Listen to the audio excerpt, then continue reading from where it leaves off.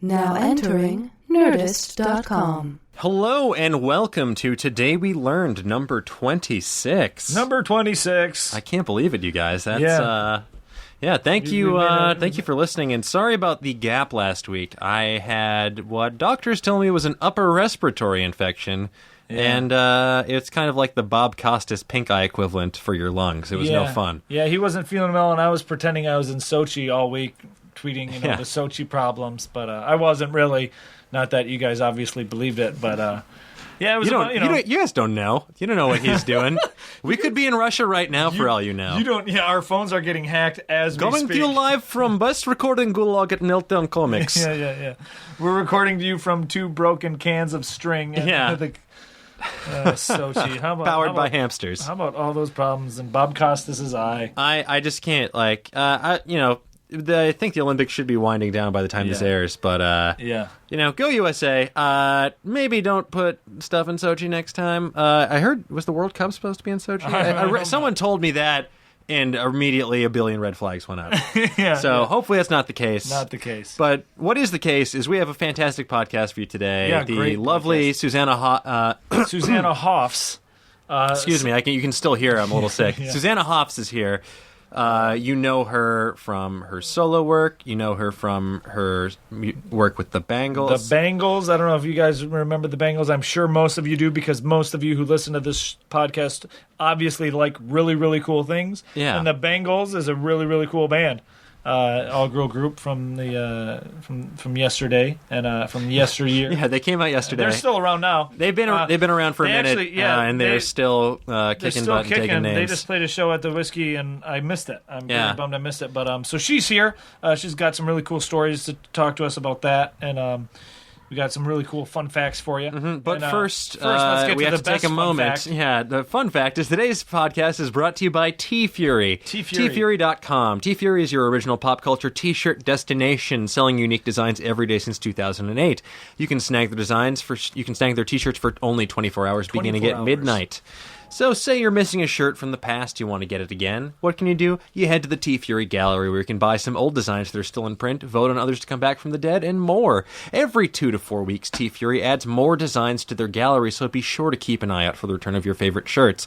Now, by this point, you're probably asking yourself, what kind of topics and fandoms do they cover? Yeah. The answer is all of them. All of them. Everything from gaming, sci-fi, anime, TV, movies, pop culture, you name it, they probably have a shirt about it. I just got one recently. Cool, it's so freaking cool. It's a mashup of Mickey Mouse and Cthulhu. Like Lovecraftian horror meets the most iconic mascot in America. It's awesome. The best.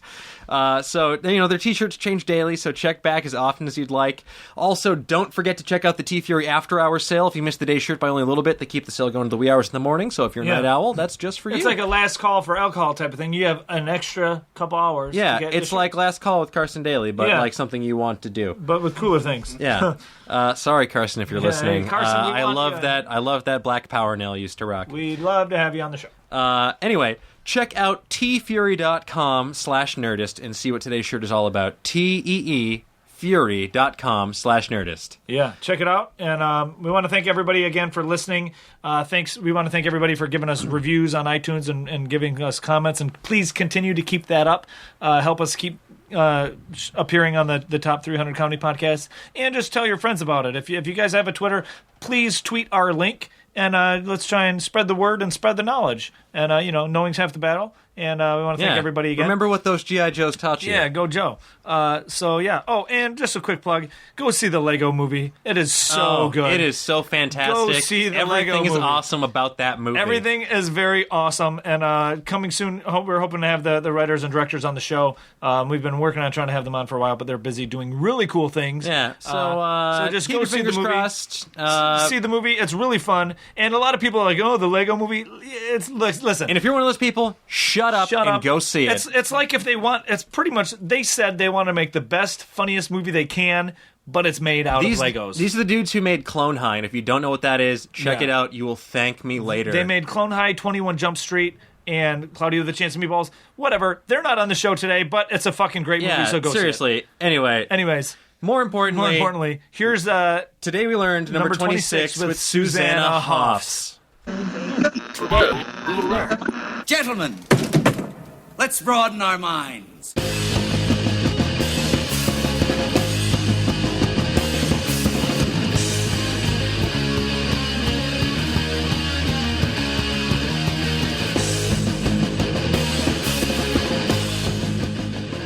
Thing I'm going to mention too on the Bruce Springsteen one, it was I'm fairly certain from what I remember it was cut up like a deuce. Wow. Then Manfred Mann changed it to wrapped up. Was Manfred Mann the original though, right? No, Bruce Springsteen was the original. No, see, I just learned that. Yeah.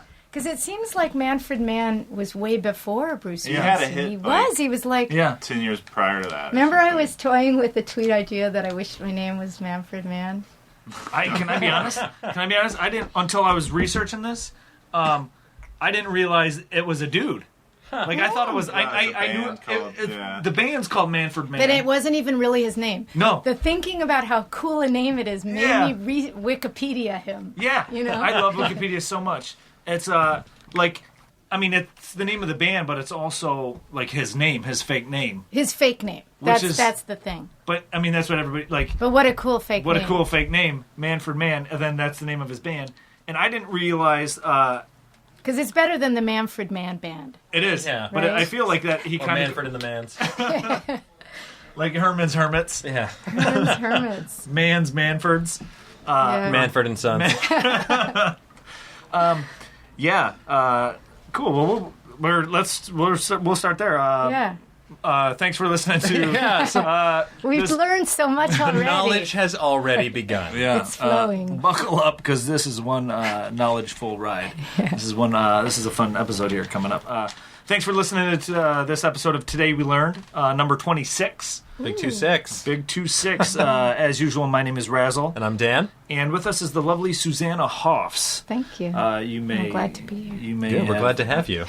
You may know her from her many albums with Matthew Sweet. Yes. And as one of the lead singers of the awesome rock band The Bangles. Thank you. From the 80s, 90s. And 2000s. And now, you guys, I just seen you tweet about, it was either you or another friend of mine that tweeted that he was going to see the Bangles at the Roxy. The Whiskey, like a week ago. Yeah. And I seen it like the next day, and I'm like, damn it, I would have loved to have gone to that. Oh, that was a good one. Yeah, that was back to where we started. Oh, that's awesome. I'm bummed I missed it. And we performed in the style of, how we used to present ourselves back then, which is the new Bangles is like the old Bangles. Okay, I'm excited. Yeah, you'll come to another one. Yeah. Oh, that was awesome. There's a lot going on right now. Yeah, they're recording the. That beep indicates that knowledge has begun.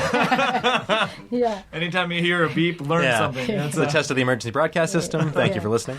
They're recording the Meltdown for Comedy Central. Yeah, so there's a chance you may hear the ghostly echoes of Weird Al Yankovic. Yeah, but he's doing a pay song him no downstairs. mind. Just ignore him. And speaking of, has Weird Al ever parodied one of your guys' songs? I'm surprised he hasn't.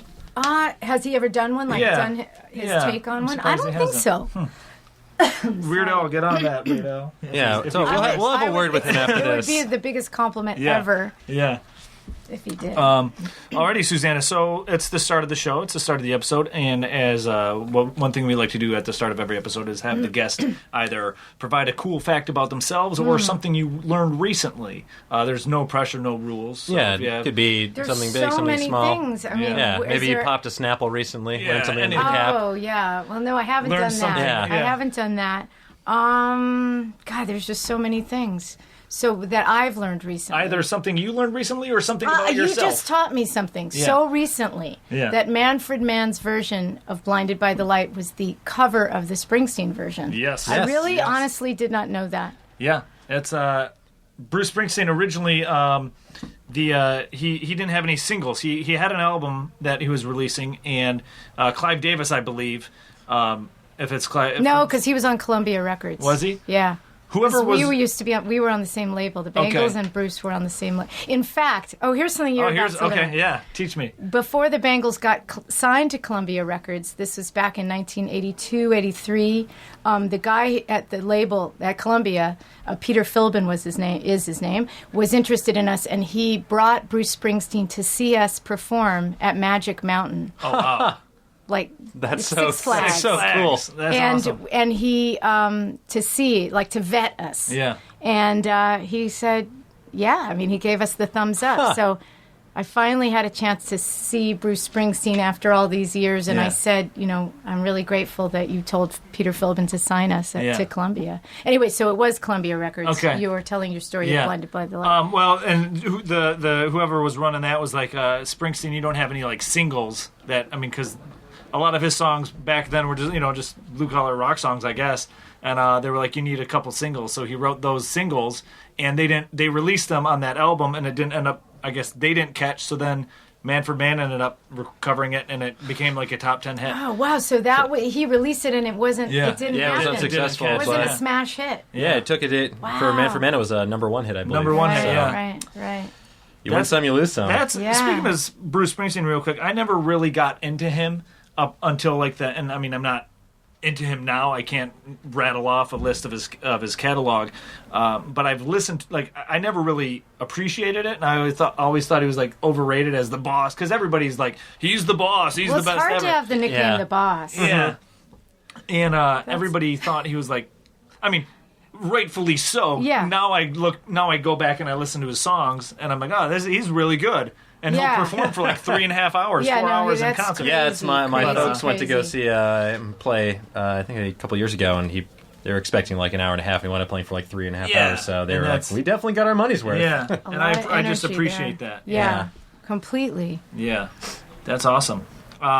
Speaking of, I guess, while we're talking about writing other people's songs, you have a cover album out, right? Yes. How do you go about picking the songs you cover? Like what? Well, this is the third one. Under the Covers, Volume 3 now is out, but Matthew Sweet and I wanted to work together. We've known each other a long time, and the idea of doing covers came up, and so the first set of covers were 60s covers. Okay. We never knew there was going to be any more than the one record until the record company said it's called Under the Covers Volume 1. Oh, okay. So that was the hint, Like Volume 1. We're putting Volume 1 on there. Yeah. So then we realized, oh, wow, we're going to keep going. And we were so obsessed with the 60s that we thought all the volumes that would follow would be 60s. Yeah. So how we pick them is just songs we're obsessed with, songs we love, songs... We really are like kids in a candy store, like just can't control ourselves picking which songs to do. And it's a very free-form thing. Yeah. The weird thing about Volume 1 is that we gave each other the assignment to go home and make a list with ideas, and we showed up with the lists, and we both had the same song, and it was this really obscure song by the Left Bank. It wasn't Walk Away Renee, which is the one everyone knows, or even Pretty Ballerina, which is like the second most famous. It was She May Call You Up Tonight, which was a really obscure one. So then we thought, oh, this is kismet, this is amazing. So we just go wild with the list. Like on the 70s one, we recorded 40 songs because we just couldn't stop. We were so obsessively into it. But halfway through, Matthew called and said, we forgot the 70s prog rock. We have to do prog rock. It was like, wow, get some King Crimson up in there. Well, we did. We got Yes up in there. Okay, there we go. We got Yes up in there, and it was so good. It was so good to take that on. It was such a challenge. And then we even got Steve Howe from Yes to play guitar on that song. Awesome. But anyway, really so, cool. Now, am I close enough to the mic? It could be. I can hear, yeah. You'd like I me hear a you little fine. closer. Okay. Yeah. If you're driving, just turn up the volume. Yeah. Or just Yeah. pretend we're in a submarine. Yeah. Now, okay. Now, so that's how you came up with those songs. I'm curious because one of my favorite Bangles songs is Hazy Shade of Winter. Oh. You guys did a really good That cover was of my idea. That was your idea. Yeah. I was listening to the radio when I had my day job. Okay. I was a factory girl in Oh, no Santa way. Monica. Okay. Yeah, because Yeah. I was reading your Wikipedia and you're from California, I'm right? from You're LA, but I basically grew up in Santa Monica, so Okay. I had this little job working for my aunt and uncle who had a ceramics factory, and it was a very lonely job. I was in this room by myself. There were other people doing stuff, putting things in the kilns and painting stuff, but I was sanding like little ceramic things, and so I would just sit and listen to K-Earth 101, which was the oldies station, still plays. Now they play the Bangles, which I think is a good. It took me a little bit to get comfortable with that. Like, really? I feel like it is a compliment because it's music that they still want to keep playing. Well, that is a huge compliment. But yeah, it's just so weird when you're on the oldie station. But it's all good. I'm so happy about it. Yeah. But back then, I was listening to the radio, and Hazy Shade of Winter, the Simon and Garfunkel version, came on, and I was like, I had never heard that song. As much of a Simon and Garfunkel fan I was at the time, I wasn't familiar with it. I thought, this is the ultimate Bangles cover. Took it to rehearsal that night. We learned it. We played it. And then when I got a call from the people producing Less Than Zero, that they were looking for a song, I said, we should do that one. Kind of fits. Yeah. There's something about it. 'Cause I don't know if you've seen the movie, but it's Less Than Zero. Ago. It just, it fits the vibe of the movie, and it ended up. It's a very good version. That opening guitar riff is just so it's powerful. I love it. Here's something you probably don't know, since we're learning today. Yeah, absolutely. We're learning. Rick Rubin originally produced that song. Really? Oh, wow. Yeah, he still talks about it, although he didn't end up being credited on it. Okay. It's a long story. Mm-hmm. But yes, he was. And I met George Drakoulias, who's gone on to produce and produces amazing stuff. He worked on that song too. Okay. Wow. So you don't usually associate Rick Rubin and the Bangles, but we did work together on that. Today you will. Today you will. Rick Rubin's man. He's had his hands in everything. Exactly. He's got a good taste. Yeah, man, he's good. Yeah, Rick Rubin. I used to have a beard like Rick Rubin. You did. I did. I had a huge beard like Rick Rubin, and then I shaved it off. But, when I first met Razzle, he looked like you looked like you stepped out of a cartoon. I mean that in the nicest way possible. Yeah. You looked like just a very. And I flat ironed it too for some reason. You. I had a quarter. I got a chi. And I would flat iron it. Like, it's a flat iron. It's a very expensive flat iron. Flat iron for all the women listening to this. For beards only. You mean it's like a hair appliance? A hair appliance. Yeah. A hair straightener. A hair straightener. Yeah. And you would do that? I would do that because it would make it longer and it would flow better than just be a dirty. He was like beard. a young, cool Santa. Yeah, instead of like a grimy beard, all wavy and everything. It was like, and what the girls think? It weeded out the duds. I mean, did they like it? Yeah, some of them. There's a reason I shaved it. Oh, okay. I feel like the crazier ones are the non-duds that like beards, but it is what it is. Okay. Here's a fun fact to completely change the subject from myself. And this is interesting. I never realized this, but Bic pens, if you've ever noticed, Bic pens have like little holes on the top of they're kind of perforated. Caps. Yeah. They have the holes in the caps of the pen so that way if they're ever inhaled, it minimizes the risk of suffocation. Huh. So when you're chewing on your pen, you Yeah. accidentally swallow the cap. It just doesn't like you do. Could survive inhaling it because the caps are pretty big. Yeah. But if you swallow it lengthwise, Yeah, hopefully if it doesn't wind up getting stuck in your esophagus. Here's something. But do you believe that fact? Where did you get that? If you got it on Wikipedia, see? I think, the key word here is minimize. Minimize. You're not gonna not die. Just don't go. Like they make like ergonomic mouse pads with things for your wrist, but that doesn't mean you're not gonna get carpal tunnel if you use it a lot. When I was reading it, it's also to help prevent. It's got multiple uses. It's to prevent suffocation from children for when they swallow. Okay. Yeah. Well, But it's also to prevent if the ink starts to leak. And you have a pen in your pocket, it won't. Won't it shoot out? It'll shoot out better. I'm confusing it. It'll make your pocket. It'll turn your pocket blue 50% faster. I'm confusing my facts there. Then I think you have to read Wikipedia to make it more aerodynamic. It looks super sweet. Yeah. Yeah. We'll have to have on William Bick, Adventure of Bic Pens. Old man Bick. Mr. Bick. We'll have Mr. Bick on later to confirm or deny that. Well, you did your homework shifting gears slightly away from choking hazards and the aerodynamics of office supplies. The Oscars are right around the corner. It's everywhere you look in Los Angeles these days. It's for your consideration billboards. People trying to get the voting members of the Academy to elevate their movie to superstardom. So I looked up some cool Oscar facts, specifically about sort of like the winningest, like who's won the most. I was curious about this. I was spurred because I read that out of everyone ever, Walt Disney has won the most Oscars with 22 wins. Oh, wow. He's been nominated a total of 59 times. He has the most nominations of anyone.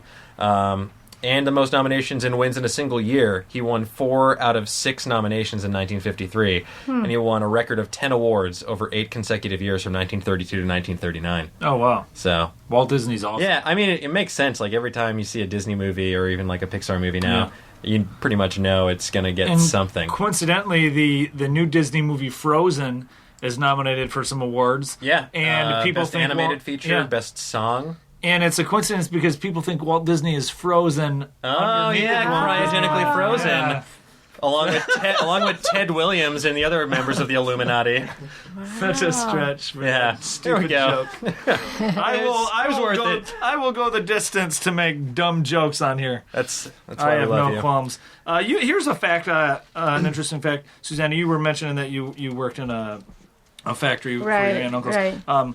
Henry Ford, here's a fun fact about the 8-hour work week. Henry Ford, obviously everybody knows who Henry Ford is. He reduced the workday to 8 hours so he could add a third shift. Clever girl. 8 hours. 8 hours of work. Work time block. Yep. There we go. 8-hour workday. He reduced them. They used to be longer than that, but after the success of the moving assembly line, Henry Ford had another transformative idea. In January of 1914, he wanted to announce that the pay for a day would be $5 a day, which was an increase that was unheard of at the time.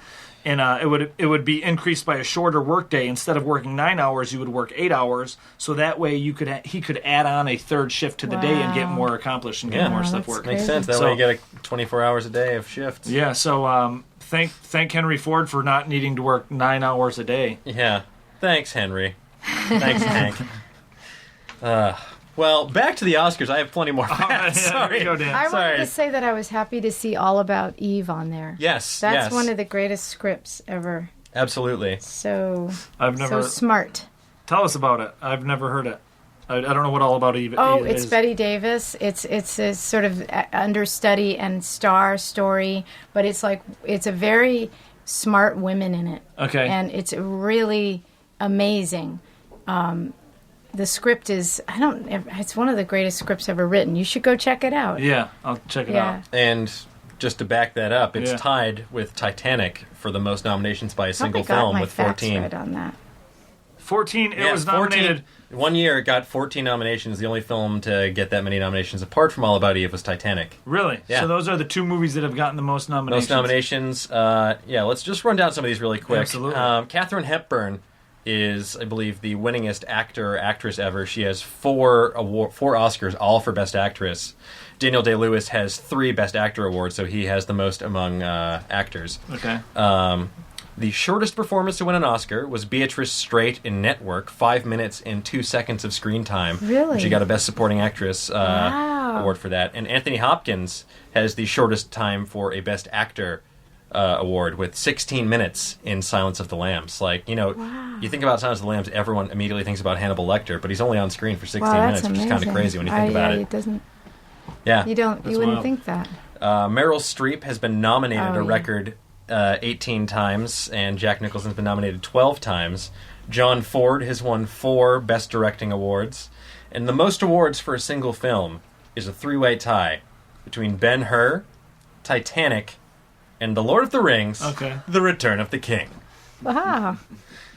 Wow. But they won 11 awards. So 11 each. Sorry, that was So out of the 14 times Titanic was nominated, it won 11 of those. Yeah. Wow. And this one bummed me out because I loved this guy. The most nominations for an actor without a win was Peter O'Toole with 8 nominations and 0 wins. He was so good. And he was fantastic. It really bummed me out when he passed. He was he was very talented. Yeah, they just showed Lawrence of Arabia at the Egyptian last week on 70mm, or a couple weeks ago. Yeah, he was good. Speaking of movies, let's talk about a movie called Where the Boys Are. It was a movie that came out in 1960, which was based off of a book of the same name.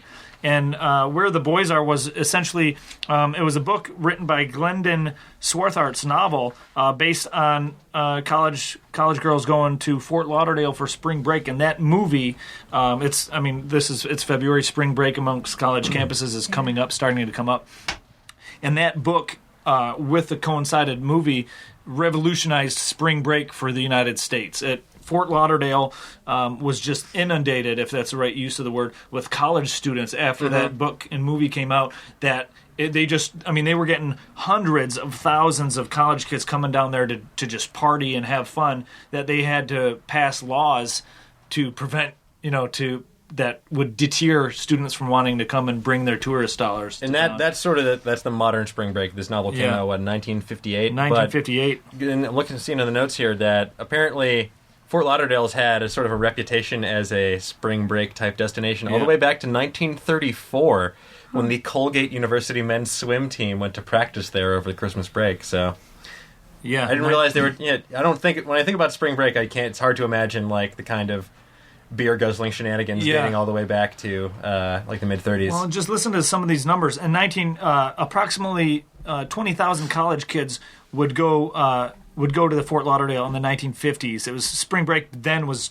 just known as spring vacation. It was a simpler time. But then once Glendon Swarthart's novel Where the Boys Are came out, and then once the movie came out in 1960. The number of visiting college students immediately jumped from over 50,000 to the early 80s when Fort Lauderdale was attracting 250 to 350,000 college students per year. That's when I was there. Now, were you there for spring break, or were you there performing? We were performing. Oh, yeah, no. You kind of don't need to go there if you're from California. Yeah, we have spring break all year round. Yeah, all year round. But no, we would do shows there. We would be tied in with all the craziness going on. And then one time we were there at spring break when they were having a motorcycle, like a biker rally or something. Convention. That just compounded the insanity of what was going on there. Yeah.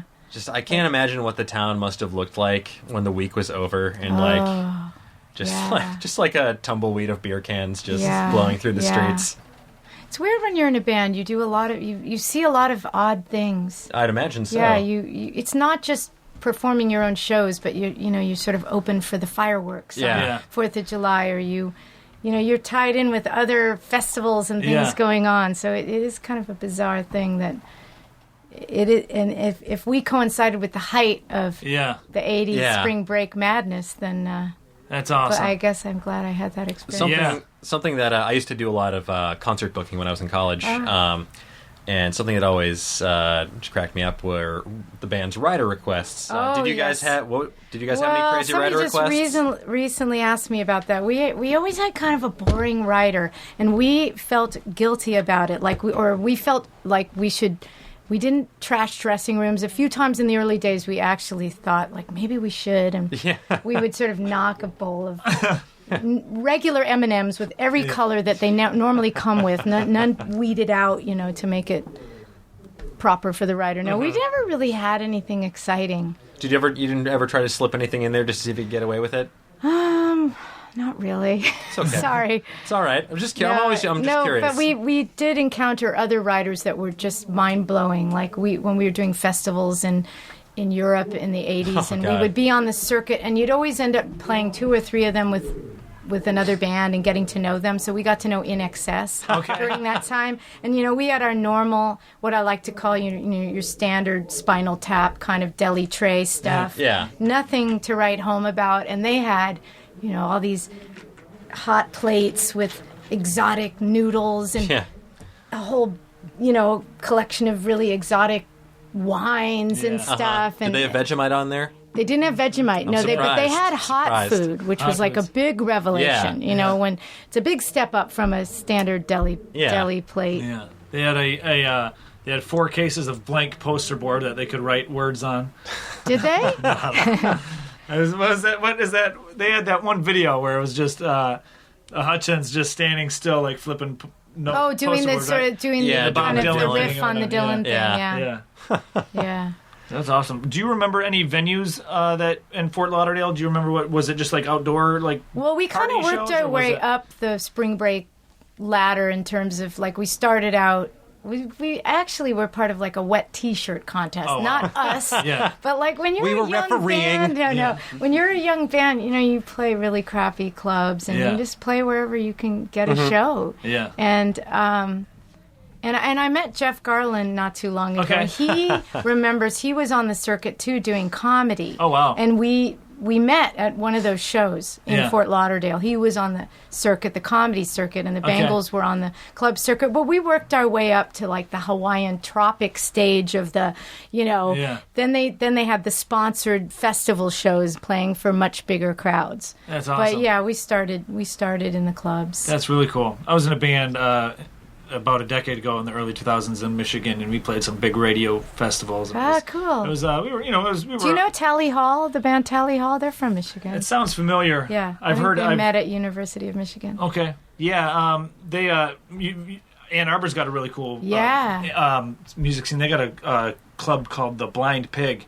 Ooh. Over there in Ann Arbor, and it's a really cool rock venue. I mean, it's a small. What do you play? I play guitar. Well, Cool. I used to play guitar. How do you? But you can't used to play guitar. It's like riding a bike, right? Once you know. Yeah, but I was more. I mean, I'm a power chorder. It was like a pop rock band. I'm more of an entertainer versus a musician. To where I can play the chords, the power chords, and write catchy melodies. But I'm not. I'm not as talented as you or, and most people who pick up a guitar. I think you're selling yourself short. Yeah. Who knows? My brother could vouch There's for me. nothing wrong with a power chord. Yeah. Very true. Yeah. I used to play trumpet. You used to play trumpet. My dad plays saxophone. And that one, I'm not sure if I could still do it because I your think that embouchure, you'd need- if you don't keep that up, it's really hard to get back. I remember even after I got my braces off, I had to totally relearn how to play. Wow. So that one is not quite as bicycle-esque. Yes. Yeah. That's what. Let me ask you this, because we got a car fact coming up. What kind of car did you drive here today? Do you have one of those Earth-friendly vehicles? Or I have a hybrid. You have a hybrid. I'm happy to say I have a hybrid. What hybrid do you have? I have a Lexus hybrid. Okay. My brother has a Nissan Leaf, and I those just say that cool. because I've mentioned my brother a lot on the show, but I didn't realize this, and I don't know if he knows this or not, so it's always fun when I can try and teach my brother something because he listens to this. The Nissan Leaf is actually called that. It's a backronym, which is when you have a word that you try and find a meaning for. Yeah, it's basically you take an acronym that you want and then sort of construct the meaning out of that. So yes. In this case, Okay, Leaf. so Leaf. Leaf stands for Leading Environmentally Friendly Affordable Family Car. That common phrase. Yeah.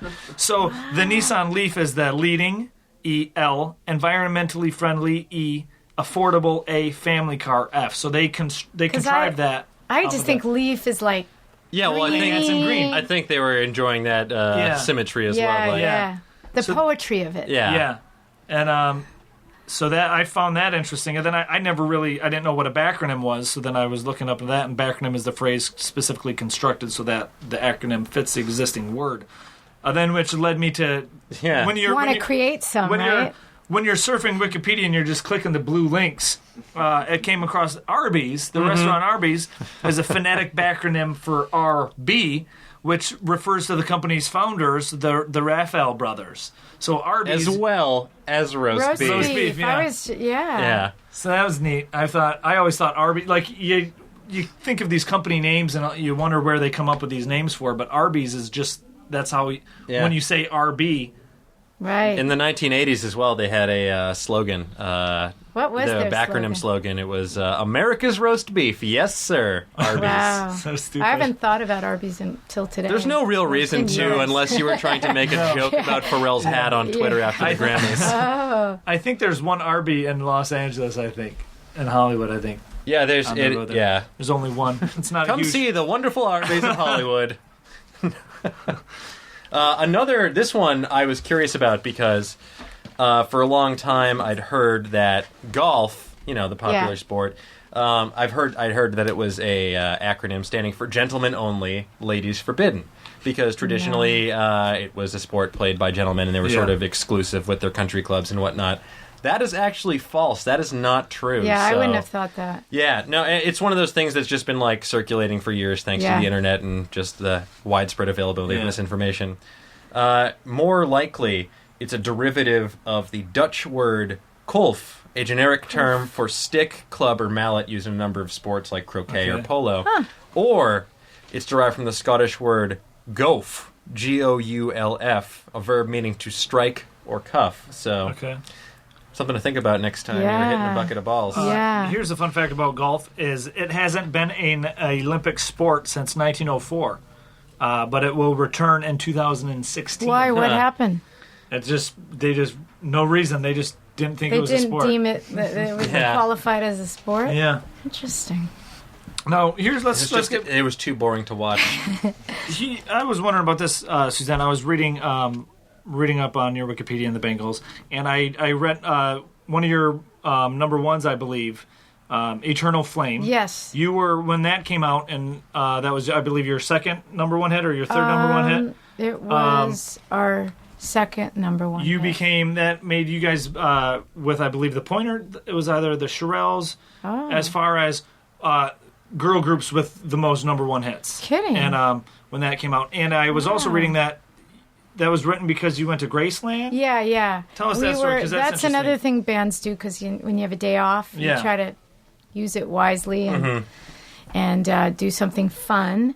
So we were in Tennessee, and we decided to go and do a tour of Graceland, which we got the special tour that they give to bands, so that they give you like your own private tour with a guy, and it's really fun because you can just break in and ask a million questions. And so we did. I mean, when I remember he took us to the trophy room, and he said, "And here's Elvis's black belt." And I just turned to him and I said, "Was he really a black belt?" And he said, "No, but they gave it to him because it was Elvis." Honorary black belt. And I don't know if that's true. He probably was a black belt, but it was like a really interesting tour. We got to go on the jet, the Lisa Marie. Oh wow! And then we did. We went out to where the Eternal Flame was, but that day it was raining, and it was just like basically a plexiglass box where a flame would have been lit, but it was just off with rainwater in it. So it really wasn't on, so it didn't really qualify as an Eternal Flame, but it still sparked the idea for the song. We did the Bangles. We just decided to sing Heartbreak Hotel like they did in Spinal Tap anyway. Yeah. It led to me telling that story to my writing partner Billy Steinberg when I got home from that tour, and we wrote the song. We wrote the lyrics for it that day. Awesome. That's awesome. That's a really good song. Fun fact about Graceland is it is ranked up there just under the White House as one of the most visited homes in the United States. Wow. Interesting. It's a really interesting tour, actually. Yeah. You get to see the TV room and the jungle room, which I thought was interesting.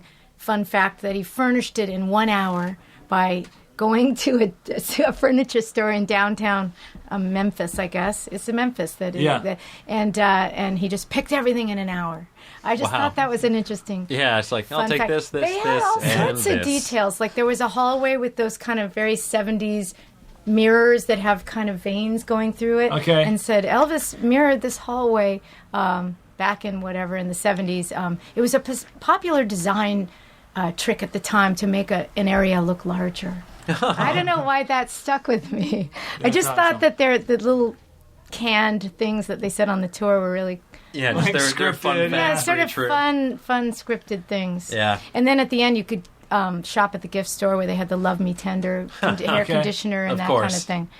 Yeah. I'm still hung up because I want to see like the Elvis Secret Karate Master movie. Like, how has that never come out? I don't know, but it would be cool, right? Elvis's black belt. I can't believe I feel that. like an Elvis black belt is like when like celebrities get like a doctorate or something for not even going to college. Yeah. I mean, I think he took his karate really seriously, and I don't even know if I feel bad saying it because maybe he deserved it. He probably did for effort, for sure. Yeah. Right? Yeah, it's a black belt for effort. That's worth a try, but Well, he didn't But he did split the take it board very in two, but seriously. yeah. He was very into it. He wanted a black scarf, but they're like, we don't have those. You'll keep giving them out. Another fun fact about Graceland is there was a Jerry Lee Lewis was arrested because he was parked outside of it with a gun at one point. Really? Yeah, what was he doing there? What was the whole deal? He was a nut. Jerry Lee Lewis was a nut. I don't know all the facts for that, but I was reading up on Graceland, and Jerry Lee Lewis was arrested? Yeah, he was arrested outside of Graceland. Wow. Just because he's a nut.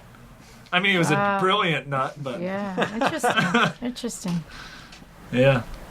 That's cool. So if you're listening and you're thinking about parking outside Graceland with a gun, don't. You will get arrested. The airplane, this Lisa Marie, taking care of business in a flash. It had that was one of his slogans. Yeah, TCB. Yeah, and they had gold-plated. I remember it was either gold-plated sinks and the seat belts, and there was a bed. The stateroom or there was a on this plane. On the plane, yeah. That's awesome. I hope I don't even know if my memory is working at all, but these things are all coming back to me right now. So I'm going to trust it. I would believe pretty much anything you told me about Graceland. Yeah, absolutely. I've never been, so make some stuff up. All this sounds within the realm of possibility. I'm telling you, everything's flooding back about the Bangles tour of Graceland. There was a secret passage with and the alligators at the bottom. Yeah, no, I don't remember that. Water slides in every room. It's crazy.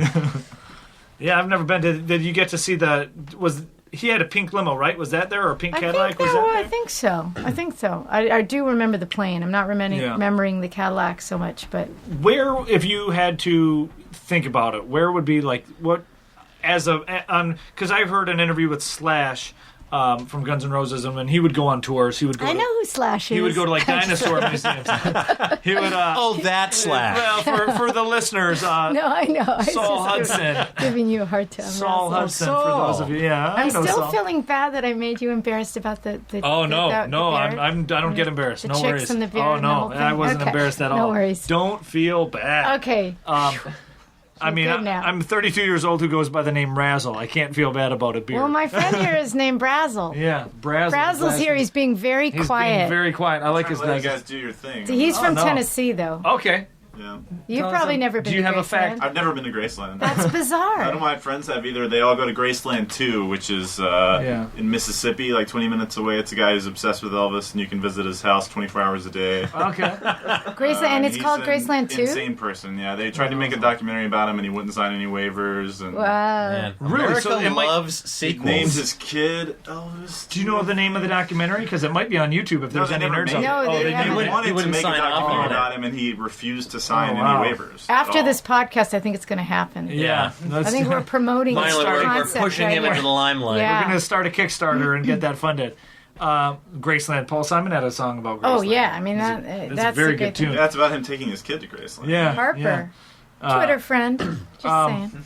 Okay, back to Slash. Well, what I was getting of Guns N' Roses. He was on the I think it was on the Nerdist podcast, and he was talking about how when Guns N' Roses would go on tour and they had a day off, he would go and find a dinosaur museum. Was there, because he's a huge dinosaur fan. When the Bangles went on tour, I sort of went to an image of what they would do on a day off that was totally different from that. But so dinosaur museum is cool. Antique.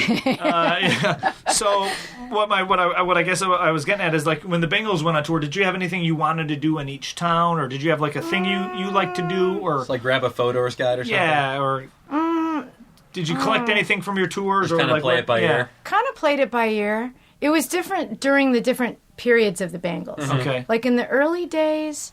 Oh gosh. When we were opening for Cyndi Lauper and the English Beat, I think we were just trying to survive. I don't remember. We like to have fun. Yeah. But kind of clean fun. You know, I mean, we were. I don't remember if there was a specific thing like going to dinosaur museums. Yeah. You just go out. Yeah. That's really cool. What would you say would be your favorite city you've been to? Oh gosh, so many amazing cities all over the world. I mean, everywhere from, say, Sydney, Australia, to Paris, France, to London, England, to Amsterdam. Oh, so many places. Yeah. I mean, too many to name. Japan. We've done multiple tours. Some of them were promo tours, but been able. I mean, that is the fun thing. I got to travel and do get to travel so much for my work, and I really have. That's been a great opportunity, I have to say. That's awesome. It's really cool. I've never been to Japan. I'm going in March. Okay. Wow. Yeah, I'm excited. Exciting. Yeah. I want to get to Japan. My friends have been to Japan, and they say it's like the future. Oh, I can't wait. I'm going to eat like a king. It's going to be the best. The Japanese food that you get there is very different than what you're used to here in LA. What people expect, I mean, here in LA, you even have a much greater variety than what I had back growing up in the Boston area. Yeah. But, still, mostly in Los Angeles, you're going to find a lot of sushi places. You'll find some good ramen places.